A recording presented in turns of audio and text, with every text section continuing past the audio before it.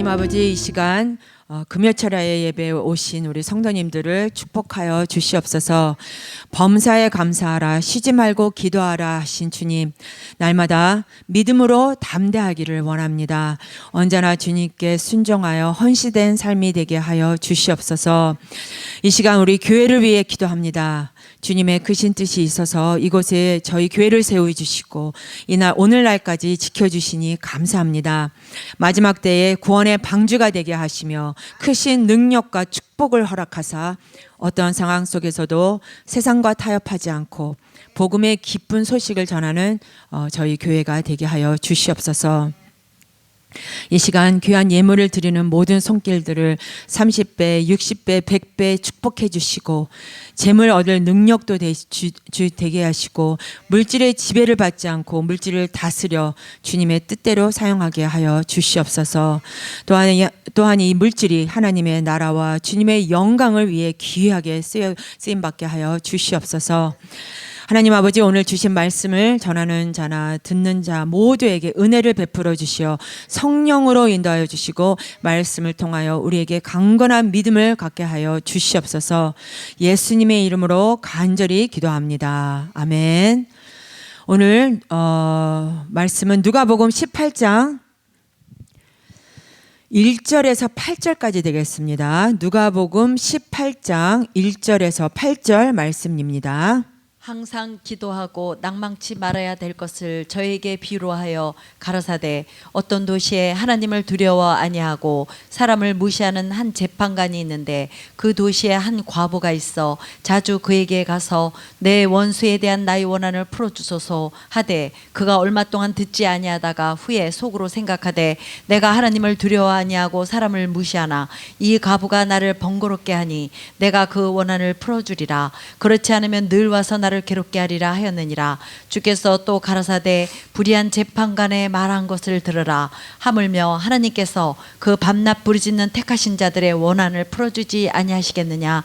저에게 오래 참으시겠느냐? 내가 너에게 이르노니 속히 그 원한을 풀어주시리라. 그러나 인자가 올 때 세상에서 믿음을 보겠느냐 하시니라. 아멘. 오늘 말씀의 제목은 기도라는 제목을 갖고 우리 함께 은혜를 받기를 원합니다. 기도란 하나님과의 대화이며 나의 소원을 간구하는 것입니다. 그러므로 기도는 통성기도도 있고 묵상기도, 또 대표기도, 중보기도, 식사기도 이렇게 등등 많이 있지만 크게 두 가지로 나눌 수 있습니다. 방언기도와 우리 말기도입니다. 방언은 하나님과 내 영이 직접적으로 통하게 되므로 다른 사람이나 마귀가 알아듣지 못하고 비밀 유지가 됩니다. 그렇지만 한 가지 단점으로서는 우리의 이성이 깨닫지 못합니다. 따라서 자기가 기도하고도 자신이 무슨 말인지 모른다는 것입니다. 그래서 많은 사람들이 의문을 품기를 알아듣지도 못하는 방언으로 왜 기도를 하나라고 합니다. 그러나 방언 기도에는 고린도전서 14장 2절에 이렇게 말씀합니다.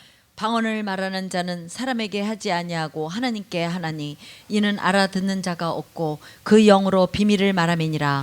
방언은 앞으로 일어날 일들에 대해서 또한 현재 내가 알지 못하는 크고 비밀한 일을 기도한다는 것입니다. 그러므로 이렇게 현재와 미래의 비밀을 말함으로 내가 알지 못하는 것들에 대해서 대비를 할 수가 있는 것입니다. 옛날 일인데 월남전 당시에 아들을 미 해병대원으로 전쟁터에 보낸 한 목사님에게 일어난 일입니다. 목사님과 사모님이 아침 식사를 하던 중에 이상하게 너무나 마음에 갑자기 불안이 와서 왜 이렇게 불안할까 하면서 불안하면서 기도를 해야 되겠는데 무슨 기도를 해야 될지 몰랐다고 합니다. 그래서 성령이 이끄시는 대로 방언 기도를 한참 동안 했다고 합니다. 그런데 오랫동안 방언 기도를 하자 마음에 평안이 찾아오고, 그리고 이제 후에 아침을 식사를 마쳤는데 몇 주가 지난 후에 월남전에 참전했던 아들에게서 편지가 왔습니다. 운전병으로 트럭을 운전병력으로 트럭에 병사들을 가득 싣고 이동하고 있는데 갑자기 앞이 전혀 보이지 않았다는 겁니다. 그냥 갑자기 눈이 뿌해지면서 볼 수가 없어서 할 수 없이 차를 세우고 다시 앞이 보이기를 기다렸는데 아무리 기다려도 앞이 보이지 않고 계속 눈이 뿌여서 운전을 할 수가 없어서 다음 차가 그냥 다음 차를 먼저 출발하게 했다고 합니다. 그런데 출발한 지 얼마 되지 않아 큰 폭발과 함께 그 차가 산산조각이 나고 차에 탔던 운전병과 많은 병사들이 죽게 되었습니다. 바로 베트콩들이 땅에 폭탄을 묻어둔 것이었습니다. 그런데 큰 폭탄이 있고 나서 그 목사님의 아들의 눈이 그제서야 밝아지고 앞이 보이게 되었다는 것입니다. 형병대에 갔던 아들의 이런 내용의 편지를 받고서 아들에게 그 일이 있었던 정확한 시간을 따져보니까 목사님이 아침 식사를 하려고 하는 도중에 갑자기 불안한 마음이 생겨서 방언 기도를 한 후에 편안함을 찾는 그때와 일치하더라는 것이었습니다. 성도 여러분, 이렇게 방언 기도는 하나님과 직접 대화하고 영으로 큰 비밀을 말함으로 앞으로 일어날 환난에 대해서 하나님께 기도할 수 있고 그 환난을 피해 갈 수 있는 것입니다. 오늘 본문은 예수님이 기도에 관해 비유를 들어서 가르치시고 있습니다. 우리가 너무도 잘 아는 말씀인데 어떤 도시에 하나님을 두려워 아니하고 사람을 무시하는 한 재판관이 있는데 그 도시의 한 과부가 내 원수에 대한 나의 원을 풀어주소서라고 간구했는데 얼마 동안 듣지 않고 있다가 그 과부가 자꾸 번거스럽게 하니까 본문 5절에 이 과부가 나를 번거롭게 하니 내가 그 원한을 풀어주리라. 그렇지 않으면 늘 와서 나를 괴롭히게 하리라 말합니다. 이렇게 끊임없이 간구하고 기도할 때 불의한 재판관도 들어주시는데 하물며 공의로우신 우리 아버지 하나님께서 우리의 기도를 들어주시지 않겠느냐는 것입니다. 성도 여러분, 하나님께서 우리의 기도를 응답해 주십니다. 그런데 하나님께서는 누구의 기도를 들어주시냐? 7절에 밤낮 부르짖는 택하신 자들의 원한을, 하나님의 자녀들의 원한을 풀어주신다는 것입니다.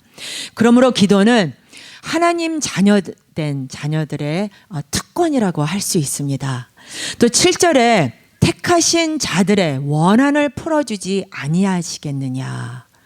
원한을 당했을 때, 즉 올바른 기도를 할 때에 들어주신다는 것입니다. 또 본문 8절에서 말씀하기를 내가 너희에게 이르노니 속히 그 원한을 풀어주시리라. 그러나 인자가 올 때에 세상에서 믿음을 보겠느냐. 그 원한을 풀어주시리라. 즉 올바른 기도를 하면 들어주시는데 그 올바른 기도도 상납되지 않을 때가 있다는 것입니다. 무엇이냐? 인자가 올 때에 세상에서 믿음을 보겠느냐라고 합니다. 바로 믿음을 잃고 기도를 중단함으로 응답을 못 받는 경우가 많다라는 것입니다. 여호수아 10장 12절 말씀을 보겠습니다. 여호와께서 아모리 사람을 이스라엘 자손에게 붙이시던 날에 여호수아가 여호와께 고하되 이스라엘 목전에서 가로되 태영아 너는 기브온 위에 머물러라. 달아 너도 아얄론 골짜기에 그리할지어다 하매. 우리가 선포하며 믿고 기도할 때 태양을 멈추시고 달을 멈추시는 역사를 보이십니다. 이만하면 크고 비밀한 일을 내게 보이리라 하신 약속의 성취로 볼 수가 있는데, 그렇다면 왜 여호수아 기도는 들어주시고 내 기도는 안 들어주시는가 하는 또 의문이 생깁니다. 출애굽기 33장 11절 말씀입니다. 사람이 그 친구와 이야기함같이 여호와께서는 모세와 대면하여 말씀하시며 모세는 진으로 돌아오나 그 수종자 눈의 아들 청년 여호수아는 회막을 떠나지 아니하니라.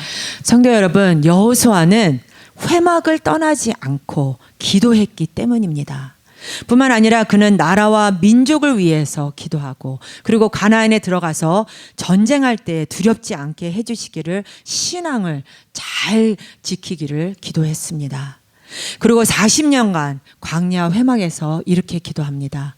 태양아 너는 기브온의 위에 머무르라. 달아 너도 아알론 골짜기에 그리할저다라고 선포하며 기도할 때에 하나님께서 들으신 것입니다.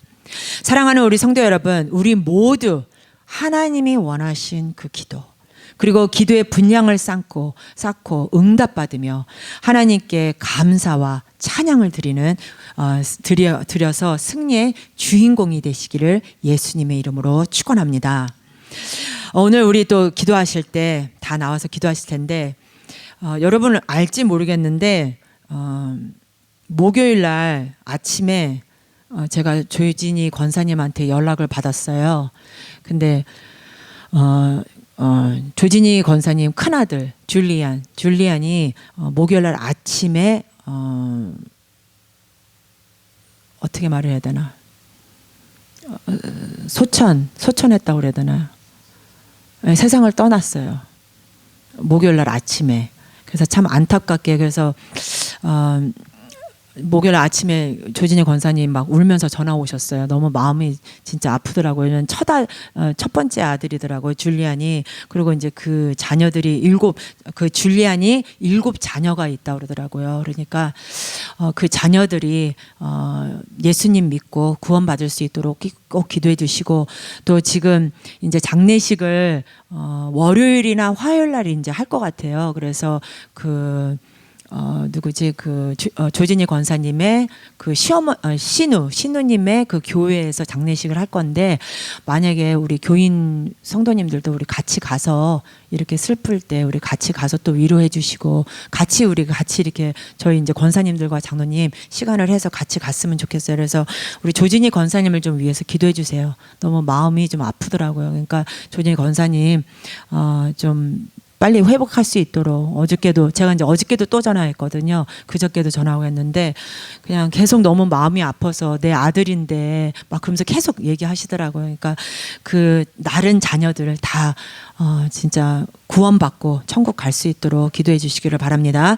우리 다 같이 일어나셔서 우리 조진희 권사님을 위해 기도해 주시고, 또 우리 교회 부흥을 위해 기도해 주시고, 또 우리 주일 예배를 위해서도 성령 충만한 예배가 될 수 있도록 기도해 주시기를 바랍니다. 그리고 우리 여러분들의 각자 그 기도 제목을 갖고 기도해 주시기를 바랍니다. 우리 다 같이 주 예수여 3번 외치고 기도하시겠습니다.